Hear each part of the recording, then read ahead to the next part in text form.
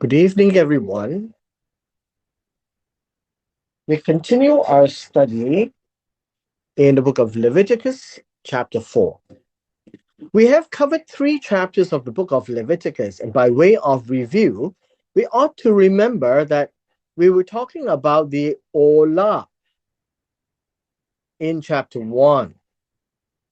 And it is interesting for us to realize that the Olah is a voluntary offering.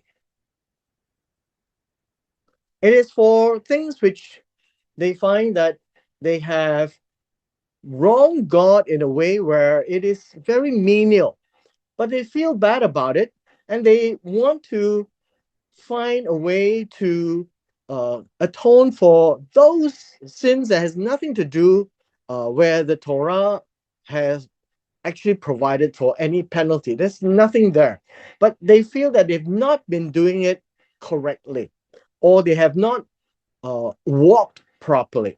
So it is called voluntary because it is not obligatory, it is not mandatory. We also learn of one word called ishe. The ishe is the fire offering because if the offering is being burnt up, then the fire offering is a description of what God wants, and it depicts the eating of the food. Then there is the smell that goes up. With the Olah in chapter 2, we had talked about the mincha. And this is the flour offering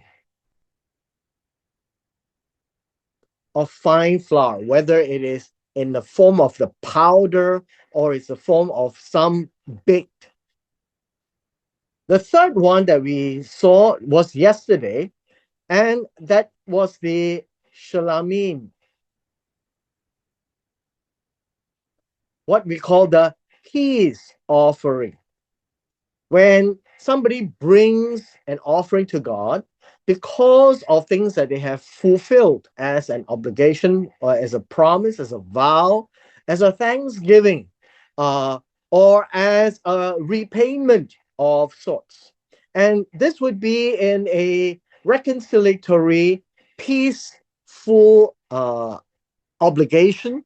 And so to give thanks for that restoration of a relationship. Now we are here today to look at the fourth, which is the khatat. The khatat is the sin offering. And this is what we will be looking at today. In chapter 4, it begins, "Now the Lord spoke to Moses, saying, Speak to the children of Israel, saying this, if a person sins unintentionally against any of the commandments of the Lord, which ought not to be done." This would be a negative commandment. But he does it, and that would be a violation of sorts. And we need to remember the key word here is sin unintentionally. And so let's deal with this. The idea of sin unintentional, intentional, comes from the word shagaga. Shagaga. And this really means inadvertent. Now, what does inadvertent means? It is a mistake. It is an accident. And that's why it's called unintentional. You did it unaware. So what really does this mean is that there is such a concept in the Hebrew Bible to tell us that there is a khatat that is unintentional, but there is also a khata that is intentional. See, the moment you have an idea of accident, then you will also have the opposite idea that there is an intentional breaking of the commandments. In Leviticus, whenever an offering is spoken of, particularly here in chapter 4, of a khatat, which is a sin offering, it refers to somebody who has missed. Now, this is a very important concept of khatat. Khatat literally means you miss the mark. If this is the mark and you happen to shoot an arrow, but you missed it. And so the question will be, how far off did you miss? Did you? And this idea is that it is unintentional. Because when you shoot an arrow, you will not be purposefully missing the mark. And when you do miss the mark, it is because you accidentally miss it. And that's the concept of khatat. How far did you miss? Did you miss it by 1 inch, 3 inches, 6 inches? So the idea of khatat gives you the fact that, oh, you've missed it, but you've missed it just by a little bit. It is not that you missed it completely. So unintentional in this case would be you miss what God has told you, but you did it unaware. Like here, a mistake. It's by accident. You were not aware, but you happen to do it. What did you do? You happen to violate. So if you are told not to do certain things and you violated it by missing a little bit of it, and that would be this sinning unintentionally. And so God says, if this happens, you have an anointed priest sin. So this is the first case. The first case is about an anointed priest. Now, the interesting thing in chapter 4 is that we don't find the Kohen Gadol described. We don't find the high priest described. The anointed priests are those priests who will be there to help you with your offerings. So we've seen that in chapter 1, chapter 2, and chapter 3. Some of the offerings are kept for the priest to eat. If an anointed priest sins, and by sinning, we are always talking about sin unintentionally. There is no description here about anyone sinning intentionally. Perhaps, you went out and you killed somebody. No, that's not the point here. We're talking about things which was done unintentionally. You happen to walk by, say, a graveyard, and you have made yourself unclean, but you weren't aware of it. You're supposed to be fully clean, but you forgot to wash. Right? So all of these are what we call sin unintentionally. But for the priest, because the priest helps the person who brings the offering as he approaches God, he would take the fat, he would do the fire offering, he would lay it on the altar, he would burn it, he would sprinkle the blood. All of this is done by the priest. But if the priest himself was made unclean for some reason, this would bring guilt on the people. Now, this is important. The guilt here is asham. And we will see more of this word later on. Asham means guilt. Guilt means it is something which uh, has brought a wrong to another, right? Has brought a wrong. So when this person wanted to bring an offering, but the priest himself was discovered to be unclean, that is a sinning unintentionally. But because of that, his sin has made upon the other people a guilt because their offerings is now contaminated. So the priest should offer to God for his unintentional sin, which he has sinned. Notice the sin here is not in the mind, it's all a verb, it is an action. Sin is not in the mind, it's in the action.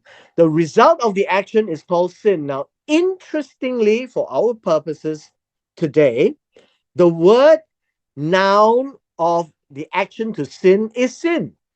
And the sin offering is the same word because it's also a noun. So the sin offering, the sin, the result of the action of sinning are all the same words. So in the Hebrew, we must really look at the context. So the Kohen who has sinned must bring a young bull. Now here it says a young bull without blemish. Again, all offerings to God is to be perfect. It goes without saying. So it keeps repeating itself, but I'm just sharing with us that any offering brought to God, regardless of whether it's flour or it's an animal, it has to be perfect. As a sin offering, as a khatat. So where do we see these words? Well, this word sin offering is the same word as sin because they are both nouns. So we are now told that this particular Kohen shall bring the bull to the door of the tabernacle of meeting. How far at the door? Well, the oral Torah will tell them. Before God, lay his hand on the bull's head, very similar to the peace offering. Kill the bull. How do you kill the bull? Based on the oral Torah before God. And then the anointed priest shall take some of the bull's blood. How much of the blood? We don't know, based on the oral Torah. Bring it to the tabernacle of meeting. Then the priest shall dip his finger in the blood and sprinkle some of the blood 7 times before God. Now, this word before God is to the faces. Where would be the faces of God? Well, it says here in front of the veil of the sanctuary. If this was the sanctuary, then this would be the veil. This would be the Ark of the Covenant inside. And that would be where God's presence would be. Now, in front of the veil would always be here, the front of the veil. Front before the Lord, the front of the veil of the sanctuary. And the priest shall put some of the blood on the horns of the altar of sweet incense before the Lord. This table of incense is right here. That is where the table of incense is. And there will be the horns, the table, which is in the tabernacle of the meeting, and shall pour the remaining blood of the bull at the base of the altar of the burnt offering, which is at the door of the tabernacle of meeting.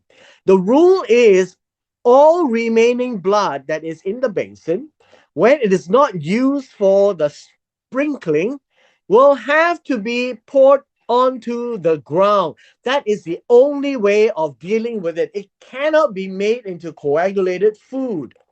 You shall not have fat, you shall not have blood. Now, it goes to tell us that after all this said, if you recall yesterday when we were dealing with the shalamim, when you kill the animal, you need to remove all the fat. And this is what we will see in verse 8. In verse 8, it says this: He shall take it from all the fat. Remember, the idea of fat is the chelef, which we saw yesterday. All the fat belongs to God. And this chelef would be the fat that is under the skin, that is on the organs, that can be removed. It is not the fat that is intertwined in the muscles and in the meat. That would be a different word. So the halef of the bull as a sin offering, as a khatat offering to God. The fat that covers the innards and all the fat which is on the innards, the two kidneys and the fat that is on them by the loins, the fatty lobe attached to the liver above the kidneys, all of these shall be removed from the animal as it was taken from the bull of the Shalamim. So this is always with reference in verse 10, the word as, just as, so to refer back to the Shalamim here, how it was done in chapter 3. And the priest shall burn them on the altar of the offering. Now, note what is burn. The idea of burn in verse 10 is literally to cause the the smoke to arise. This is to cause smoke to rise, just as we saw yesterday. And how do you cause smoke to rise? You have to burn it in the form of an ishe on the altar of the olah. The altar is used for burning. And so think of it this way, the fat is the one that is being burned, not the animal itself. So what do you do with the animal itself? Now, this is described in verse 11. But the bull's hide, English is called hide, it is the skin of the bull, and all its flesh, the head, the legs, the entrails, and the offal, the whatever's inside the stomach, the whole bull he shall carry outside the camp to a clean place. Now, this is important. The idea of a clean place is where it is ceremonially clean. Ceremonial clean, meaning it is not near anything that has a dead body. It is not near any burial sites. It would be a clean place where there is no contamination according to the rules of God. And even better, where the ashes of the previous offerings that were burnt would be poured out. And there, the whole bull shall be burnt on wood with fire, where the ashes are poured out, it shall be burned. So this is the pattern for the rest of the chapter. Uh, it repeats itself, but more importantly is that we understand that this is meant for unintentional sin, something that they have inadvertently done, unaware or by accident, you have done it that you're not supposed to do, but you have violated. Verse 13. Now, if the whole congregation, now the whole congregation would be the assembly. If the people as a community sins unintentionally, again, it keeps repeating itself. This literally means to err, right? To err or to be ignorant. By accident, they did something as a community. And the thing is hidden from the eyes of the assembly. Hidden from the eyes means nobody knew about it. and they have done something against any of the commandments of God, which should not be done, and are guilty. Now, this is asham.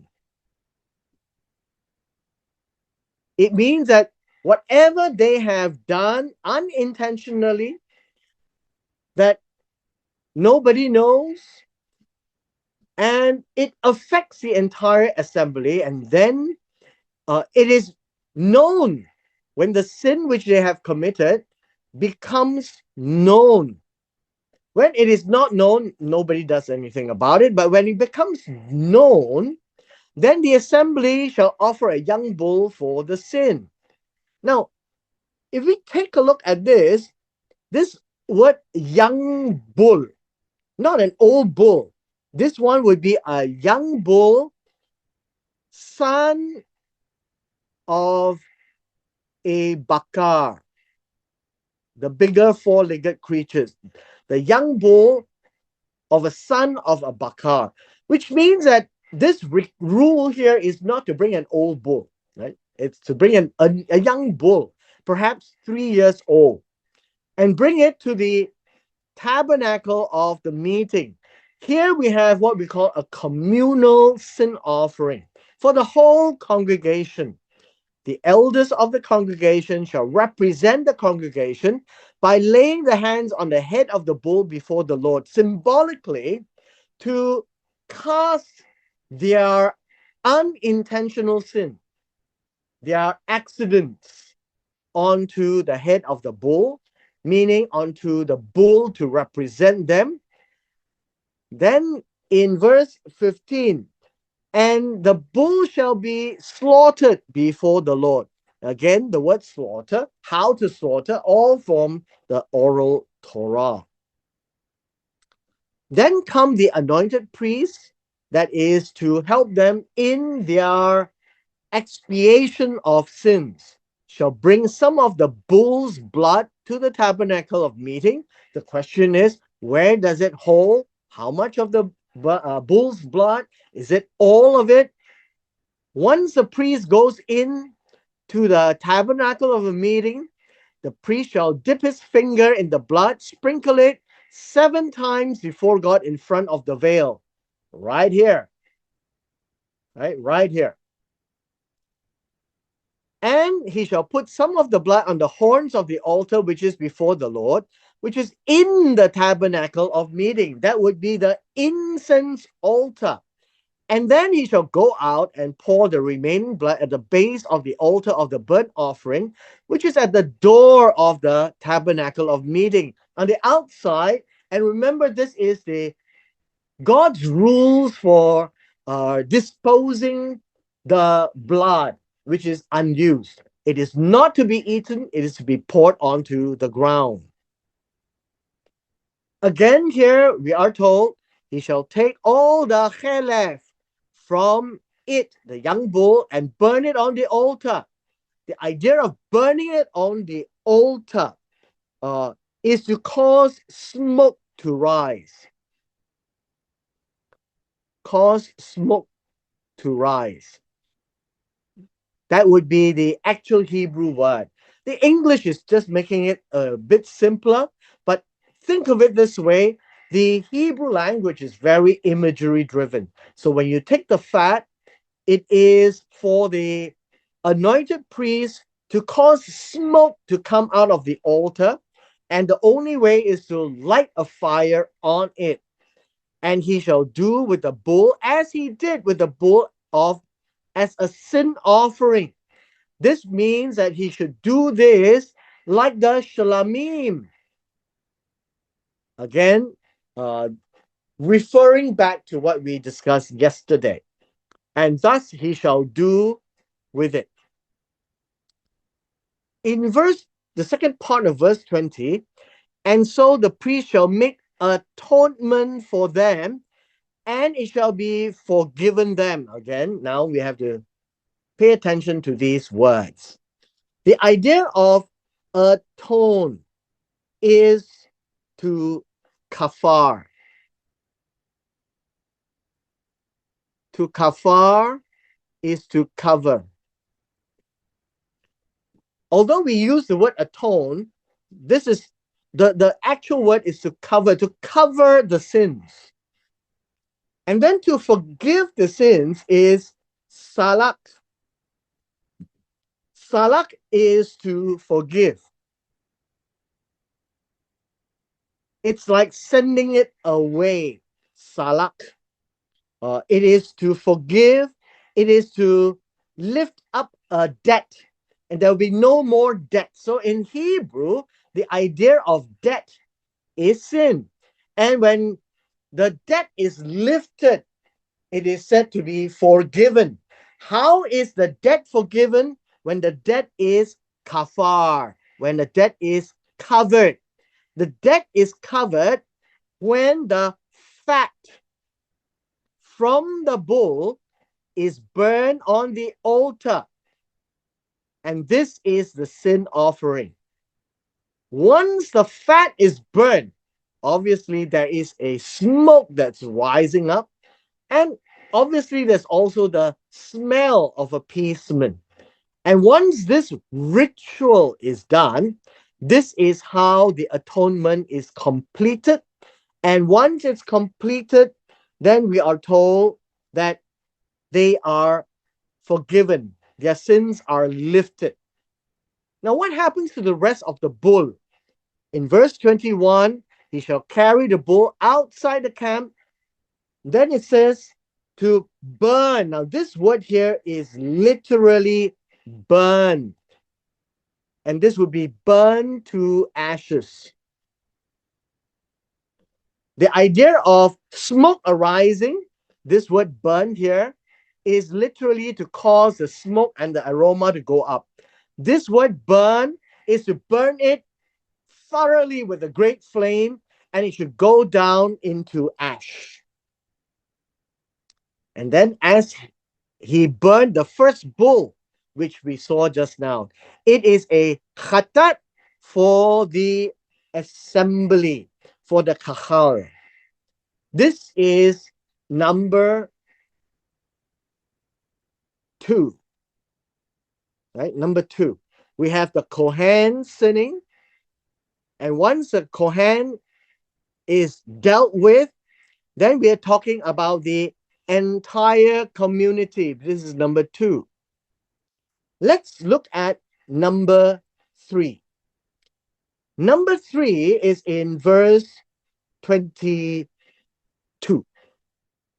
In number 22, then it says here, when a ruler has sinned and done unintentionally against any of the commandments of the Lord his God, which he should not be done, and is asham, he is guilty of it. It is clear that he did wrong. And so this khatat,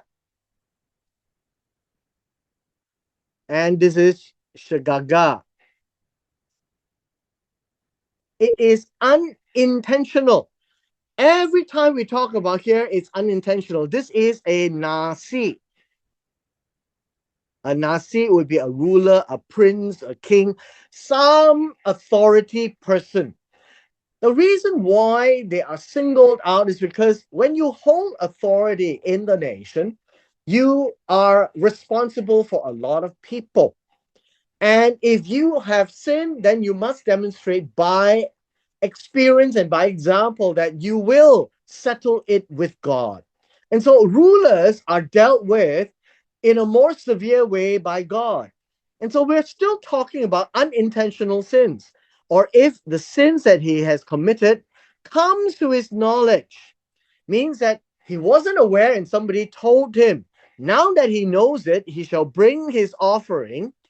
And this word here in verse 23, he shall bring his korban,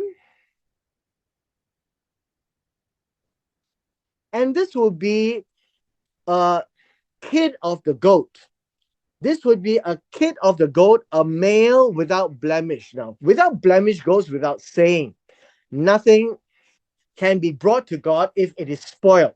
It must be perfect, complete, a male, a young goat, so a he goat. Just like before with the communal, he shall lay his hand on the head of the goat, as if symbolically to make the goat his representation. He shall kill it at the place where they kill the burnt offering before the Lord. It would be outside the tabernacle. Where exactly? It would be according to the oral Torah. This is a sin offering, a chatat.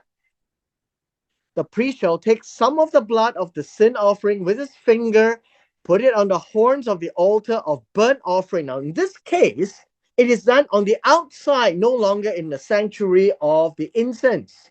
It is in the altar of the burnt offering outside. Pour its blood at the base of the altar of burnt offering, meaning to dispose of the rest of the blood. Nothing to do with the inside or the veil. Next, he shall burn its fat on the altar. Now, verse 26, it is the same word here. Cause smoke to rise.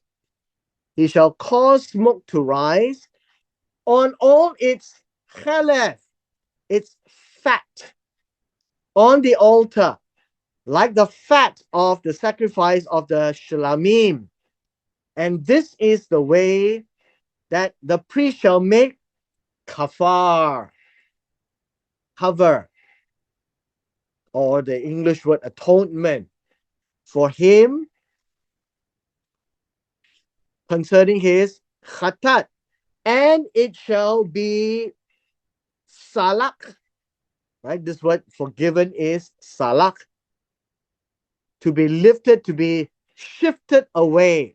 And it's all about his misses. These are not intentional.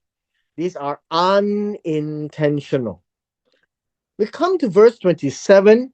If any one of the common people sins unintentionally again, khatat, shagaga, by doing something against any of the commandments of the Lord in which ought not to be done and is asham, it is shown that he was wrong.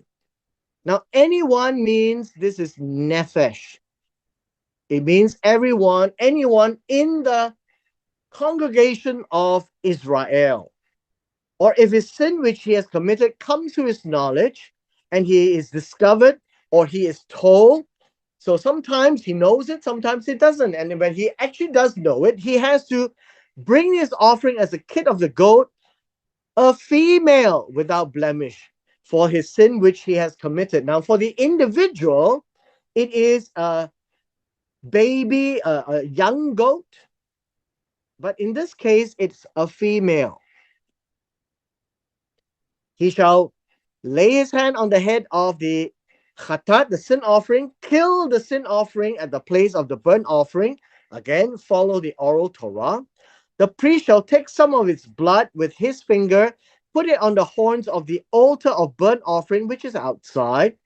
Pour all the blood at the base of the altar, disposing all the rest of the blood unused. Next, he shall remove all its chalef, as chalef is removed from the sacrifice of the peace offering, like the shulamim. And then the priest shall burn it on the altar for a sweet aroma to the Lord. Again, this is cause smoke to rise. When it causes smoke to rise, then there is an aroma of sweet offering. This offering brings up an aroma. Verse 31 talks about the same thing as in the peace offering, the shulamim, where the ishe is done. There is the idea that the smell going up, the aroma, the reak, nihuak, the smell of appeasement. That's where the fat rises up. Now, this is about the female. And so the priest shall make covering for him, and it shall be salak. So the idea, again, there is a kafar, a covering. After it is burned, there is a covering. The covering means it's His sin is covered up by the smell. It's no longer bad. And it is salak. It is lifted up. It is sent away. And hence the English word forgiven. And this is the next one. Our next one here will be verse 32. Now, this is about the same person, the any one of the common people sinning. Uh, and this time it is no longer a goat. This is a young goat. This next one is a young lamb. If he brings a lamb as his offering. Now, here in verse 32, a lamb here is kesef, a young sheep. I think this would be a good way. In this context, a young sheep. By itself, it can also apply to a, a young ram. But in this case, he shall bring a female without blemish. Obviously, by now, all of us should know when you bring a korban, a gift approaching God, the gift must be perfect. The animal must be perfect. Now, in the same way as a young he goat, he lays his hand on the head of this female sheep, kill it as a sin offering, a khatat, at the place where they kill the burnt offering. The priest shall take some of the blood of the sin offering with his finger, put it on the horns of the altar of the burnt offering. Now, if you are not aware, the altar of the burnt offering has horns at the corner, and that's where they apply the blood and pour all the remaining blood at the base of the altar. Obviously, you see the word remaining. It's not in the original Hebrew, but by context, we know this is the balance of the blood that's not being used. Again, he shall remove all its chalef, as the chalef of the lamb is removed from the sacrifice of the peace offering, the shalimim.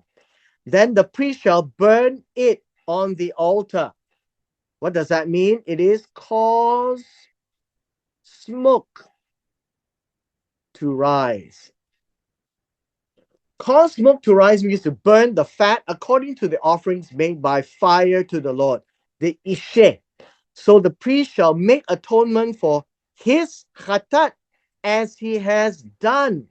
This word committed here literally means the sin that he has sinned.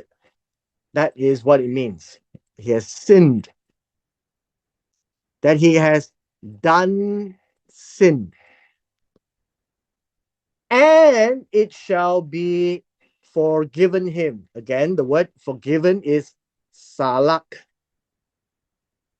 It is given as an idea of lifting the debt. Now, what we have seen so far is this. For the young lamb or the he goat, we didn't see the description of bringing it out of the camp and burning it like the bull. And the reason is by inference that some of these are actually being consumed by the priest himself.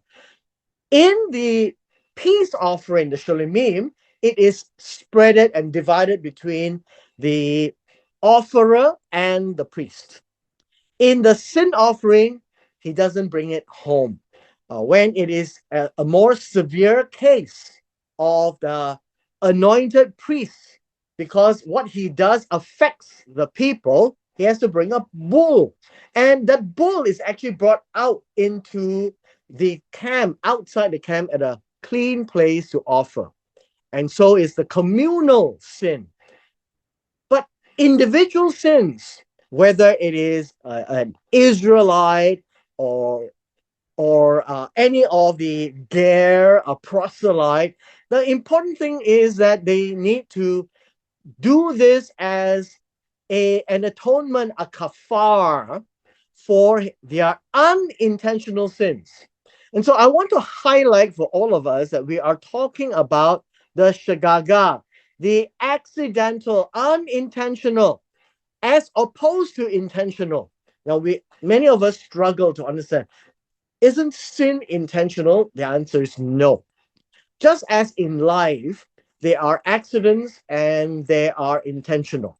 For example, if you happen to drive a car and you didn't see the light turning red, and so you crossed it. And so that would be unintentional. Not a big deal. Don't have to die. It is not a capital punishment. But if you saw it and you purposely did it, now that would be intentional sin and it's not covered here. Please remember in chapter 4, the khatat, the sin offering, is about unintentional, accidental sin. Once you're made aware, it is not a big deal. Come do something about it by bringing an offering to be burnt as a sin offering, khatat.